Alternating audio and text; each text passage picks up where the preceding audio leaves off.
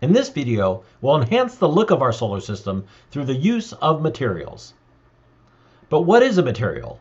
Well, a game object is often made up of 3D geometry, sometimes called a 3D model. It is represented here as a wireframe. You could think of the material as wrapping paper around the geometry. All game objects that are visible have a material. All materials have a shader. A shader basically defines a formula for how material is rendered. That is, how the material looks. The material and shader is what makes the game object visible on the screen.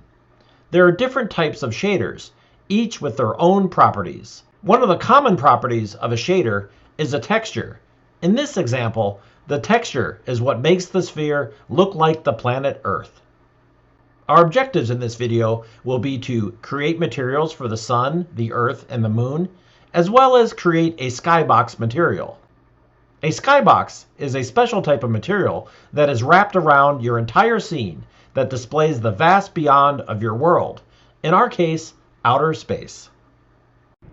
Okay, we're going to start by creating the material for our sun. So let me go ahead and select the sun here.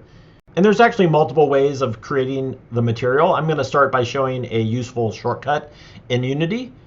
So what we're going to do is I'm going to go over to my textures within the project tab and open that. And you can see I have a sun texture here, which I can select.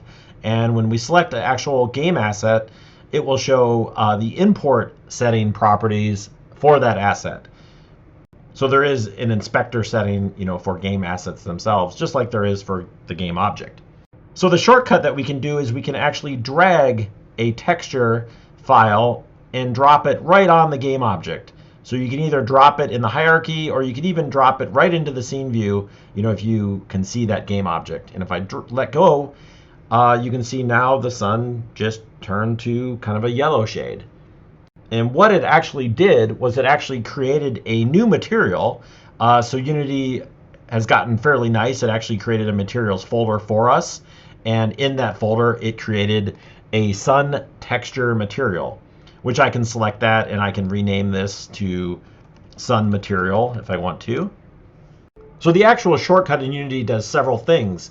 It created that sun material game asset. This is actually a file that's saved on the file system. And when I look at the inspector properties, you can see it set a shader. So the shader is just using the standard shader. And there's various other shaders. We'll talk about a few as we go. And it also selected the albedo map of the material to be that sun texture. So if I click the little dot here, it brings up my select texture option. Let me make this a little bit bigger. So you can see the sun texture is actually selected there. It shows what's selected down here below. Let me go ahead and close that. And then the last thing it did is if I go to my sun game object, you can see that one of the components is called a mesh renderer. So this is sort of like what it renders around the mesh of the game object or the model of the game object. And you can see that a material is set and it's set to that sun material. So that shortcut actually did several things for us. Okay, let's do a similar thing to the Earth now. So let me go to the Earth texture and we'll select that. And then I'm going to drag and drop it on the Earth over here in the hierarchy and let go. And once again, it did several things. It created my Earth material over here. It generally names it after the texture name. I usually like to rename these just for clarity purposes. So let me rename this Earth material so it's named something different than the actual texture file.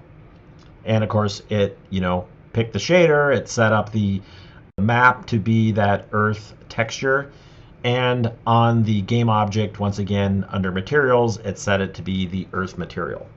So let's do this one more time for the moon, but let's actually do it in a manual process. So I can kind of show you what Unity is actually doing so you can actually do it manually if you need to, because sometimes you do need to do things manually. So under the project tab, we can click on the little plus here because we're making a new game object.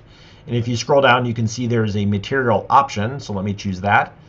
And in this case, it actually created it just at the top level of our game assets here. So let me close the texture so you can really see that. It's at the same level as our folders. I'm going to rename this my moon material. And to clean up, I want to put it right there in the materials folder. So with the moon material selected, you can see the properties of that material. Once again, we've got the standard shader, which is great for our purposes now. Let's actually pick the texture. So if I click that little dot again under albedo, I can see all of my texture files, and I can choose the moon texture and go ahead and close that. And then let me go to the actual moon itself. And you can see under materials, it's just set to a default material. If I choose the little dot here, it's going to bring up my material selector. So it's going to show all the materials that I can pick currently in my project. And you can see the moon material here, and it actually sets it to that. And if I press F, it's going to zoom in so I can actually tell that that moon material is attached to the moon. So one important thing to take note of is that materials are game assets. So several game objects can actually point to the same material. So for example, if I go to the moon again, I can actually set the moon material to be the earth material. So another way that you can, rather than hit the little dot, I can actually drag and drop, an asset right on that. And you can see now both, if I scroll out, both the earth and the moon are set to the same material. Now, the thing to note is that if you change the material, it's going to change it everywhere, every game object that refers to that material. So if I go to the earth material and, just for example, change the texture to be Pluto, notice it changed it for both things. I'm going to go back and select earth again, so it's the earth. And I'll go back to the moon game object and set its material back to the moon. So just note that you can use materials on multiple game objects. Sometimes you want to do this, but just be careful, because if you modify it, it will modify it on all the game objects. So while we're talking about materials, let's go over to the sun. So let me select the sun game object and tap F to zoom over to it. Once again, the material is kind of like the wrapping paper around our game object. And for the sun, we actually want the sun to be emissive. So being emissive means that the sun's surface actually appears to emit light. It doesn't actually emit light, light that goes out and bounces off other objects, but it appears to emit light. We'll talk more about lights later, but for now, we want our sun to appear shiny because it's the sun. So when I'm looking at my sun game object, you can see once again under the mesh renderer, it's set to the sun material. But one little shortcut that they also do is based on whatever material is set here, it actually shows the material down below. And I can actually click the little cascade to open it. So when I make changes here, it's actually making changes to the sun material game asset, the actual file in the file system. So you can do that right here while we look at the game object, or of course you can click on the sun material and edit it there as well. It's the same settings. So let me go back to the sun game object, and we'll do it over here just for sake of example. You can notice that there is an option here called emissive, and actually there's a whole ton of options here. And once again, as you're learning things, don't forget the little question mark option here to bring up the documentation. You can read about each of these options and what they do. But for now, we want to turn on the emissive property. When I do that, you can see a couple new options showed up. We can set a color for the emission. So let me hit the little dot here and select a texture. And I'm going to select the sun texture as the color. And you can see now that by doing that, our sun looks bright. It looks like it's shining. And maybe it's shining too much, actually. So one of the other options right next to the color is the actual settings for the color. So let me click on where it says HDR here, and it brings up a color picker. Let me center that a little bit. And one of the settings in the color picker is the intensity. So let me actually just dial back this a little bit, bring the intensity maybe down to something like -1 as an example, or whatever you want it to be. So you can see the intensity now of that emissiveness is a little bit less. And I'll go ahead and close the color picker here. So while we're talking about materials, let's create one more material. We want to create a material for the skybox. So notice when we look in the game view right now, it doesn't much look like we're in outer space. We've got sort of a horizon here with a blue sky. So let's change that, and we do that by creating a skybox material. So let me go over to my project panel, and if you select a folder first, so I'm going to select the materials folder before clicking the plus, then whatever we create will be put into that folder. So once again, kind of a quick shortcut there so we don't have to drag and drop it into place. So I'll click the plus, go down to material. You can see it was created right there in the materials folder. And I'm going to call this my outer space skybox material. So in the past, our materials have always been the standard shader, and I'm going to change that in this case. So if I click the little down arrow, you can see that there is actually a skybox option here. So let me pick skybox, and there's actually a few different options here. I'm just going to pick the first one, which is 6-sided. And notice by changing the shader, the options down below change. So each shader has kind of their own properties that you can set. And the properties for the 6-sided are textures for all 6 sides of a cube. So think about, kind of being inside the cube and looking up, down, left, right, front, and back. And that's what we're actually setting here. So you could actually create a skybox with 6 different pictures for each direction. But we're in outer space, so every direction we look is going to be almost identical.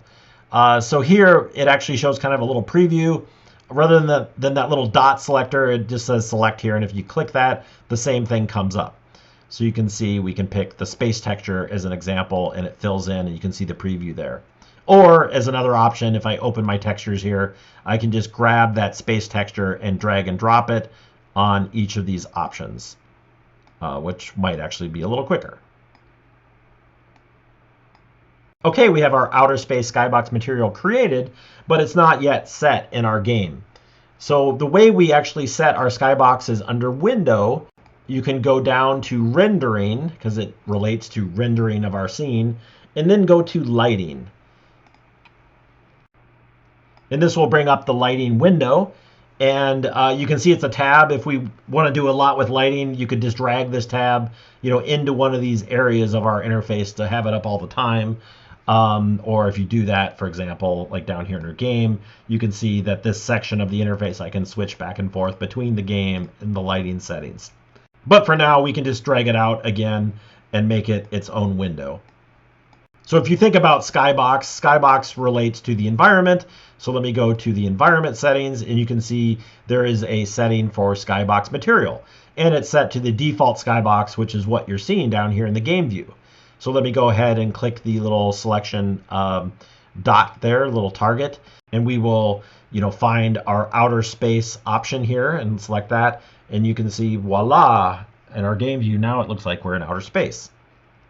And I can go ahead and close the select material and close the lighting window.